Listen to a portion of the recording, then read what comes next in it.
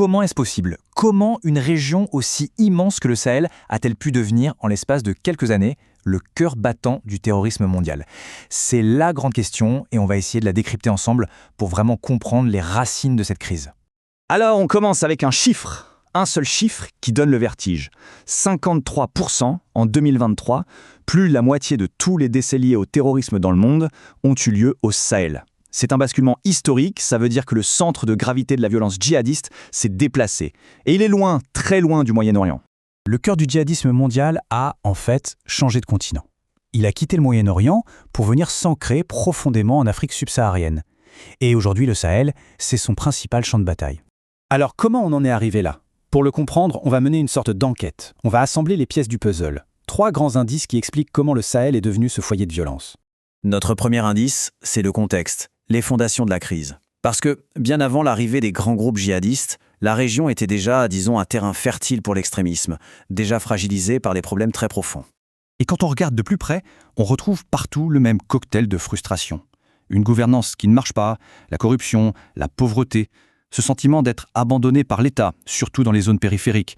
On pense notamment aux communautés nomades comme les Touaregs, avec leurs revendications historiques. Et par-dessus tout ça, un manque total d'avenir pour les jeunes. Les groupes extrémistes n'ont eu qu'à se pencher pour ramasser toute cette colère et recruter. Et comme si ça ne suffisait pas, il y a la compétition pour des ressources qui se font de plus en plus rares. La désertification, ça pousse les éleveurs et les agriculteurs à s'affronter pour l'eau et pour les terres. Et ça, pour les djihadistes, c'est une véritable aubaine. Ils s'immiscent dans ces conflits locaux et ils se présentent comme les seuls protecteurs. Ok, passons maintenant à notre deuxième indice. Après le terrain fertile, les accélérateurs. C'est-à-dire les événements qui ont vraiment mis le feu aux poudres et qui ont fait basculer la région dans une crise sécuritaire généralisée. La chronologie de l'embrasement est assez claire. D'abord, 2011, la chute de Kadhafi en Libye. Et c'est une marée d'armes qui déferle sur toute la région. Un an plus tard, en 2012, la crise malienne éclate et offre aux djihadistes un sanctuaire rêvé pour s'implanter durablement. Et en toile de fond de tout ça, le changement climatique qui continue de jeter de l'huile sur le feu en aggravant les tensions. Et là, c'est un point absolument crucial à comprendre. Le changement climatique n'est pas la cause directe du terrorisme, non. Il agit plutôt comme un catalyseur de conflits. En clair, il aggrave les tensions pour l'accès à l'eau ou à terre, il fragilise les communautés, et donc, il les rend beaucoup plus vulnérables aux discours extrémistes. Voici notre troisième et dernier indice. Et c'est sans doute le plus complexe, le plus paradoxal. Le rôle des interventions militaires étrangères. Il faut voir que pendant près de 10 ans, la présence militaire étrangère a été une constante. On a eu l'opération française Serval en 2013, puis Barkhane, et plus récemment l'arrivée très controversée du groupe russe Wagner en 2021. La grande question, c'est quel a été l'impact réel de tout ça? En fait, on a 2 approches qui sont radicalement différentes. D'un côté Barkhane, la France, qui opérait sous un mandat de l'ONU, avec une doctrine de frappe ciblée et en principe une surveillance démocratique. De l'autre côté, Wagner, la Russie, qui agit via un contrat très opaque avec la junte et qui préfère la confrontation frontale, des opérations dans l'ombre, sans avoir de compte à rendre à personne. Le résultat? Eh bien, aucune des deux n'a réussi à stabiliser la région. Mais elles ont servi des objectifs politiques totalement opposés. Cette citation, elle résume absolument tout. Le succès politique de Wagner, ça n'a pas été de sécuriser le pays. Non, ça a été de sécuriser le régime en place. En fait, Wagner a offert une sorte d'assurance vie au pouvoir, sans toutes les contraintes du droit international qui, elles, pesaient sur la France.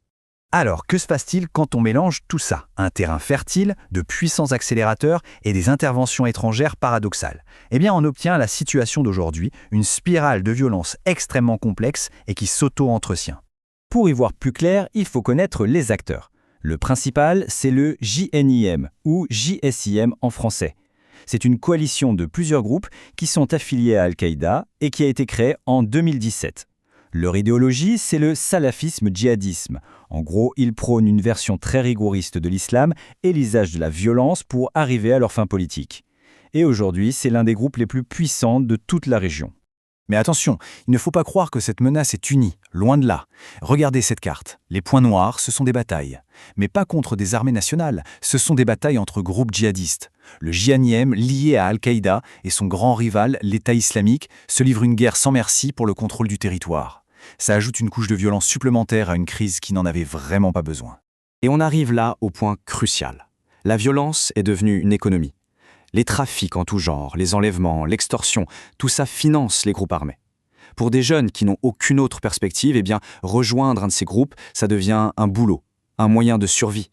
C'est un cercle vicieux qui s'auto-alimente et qui est incroyablement difficile à démanteler. Le tableau est donc assez sombre. On a des États affaiblis, des solutions militaires qui ont montré leurs limites, et une violence qui est devenue une véritable économie. La question finale est donc immense. Comment est-ce qu'on peut briser ce cycle? Quelles alternatives locales, politiques, économiques peuvent offrir un autre avenir que celui de la Kalachnikov? La réponse, quelle qu'elle soit, déterminera le sort de millions de personnes.